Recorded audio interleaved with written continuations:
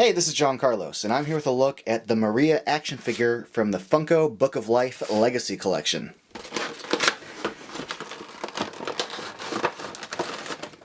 First things first, this figure has a lot of weight of hair in the back, so she does not stand on her own.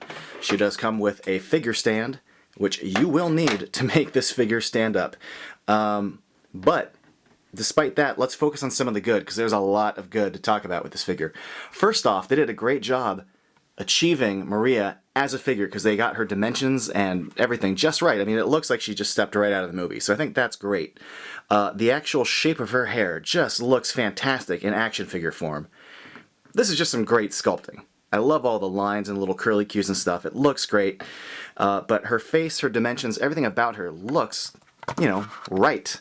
But one of the things that I really dug that they did was her hair in the front. I could see them easily just painting these lines onto her face, whereas in the film they do kind of stick out a bit, and I like that they actually sculpted those hair pieces to come out and curl out. It's a really nice touch. It makes it even more screen accurate, including these little brown lines that kind of come down and meet her eyeball there.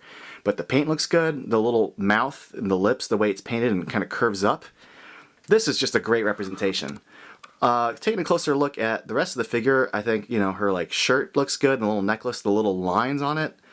I mean, the little dotted pattern looks great. The dimension of her waist, which looks very good, makes me a little nervous about the figure in the future, but it looks good. And I like the way her dress sort of wrinkles when you get to the bottom, and the little pattern lining the bottom.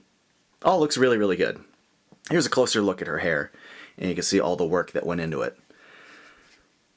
As much as I rave about how this figure looks, and as far as the sculpt of it goes, there are a few things that kind of make me a little bit nervous. One is she's got a ball-jointed head at the top, but I can't get it to move, which makes me think I might break it. And there's so much weight on the head, on that little brittle neck. I was nervous about the shoulder joints too, but they actually do move really well. There's a shoulder joint, like a ball hinge, and then there's a swivel at the top of the shoulder and a swivel at the elbow. No hinge there, but where would there be a hinge? It's so little, but you do get a swivel at the elbow and a swivel at the wrist with these tiny, tiny little fingers. There's also a swivel at her rib cage, kind of like where her breast meets the ribs, and you get a little bit of a ball joint there, which gives you some sense of motion that I'm afraid to get from the head. And that's about it as far as articulation goes. But I'm going to try to put her on the figure stand. Well, first of all, let me show you the figure stand. I like the shape of it. This one's actually got a pretty clean paint job on it, so I really dig this figure stand with its single peg. And there we go. We've got the figure attached to the stand. And then lastly, I just want to show you guys, she comes with one accessory, which is this sword.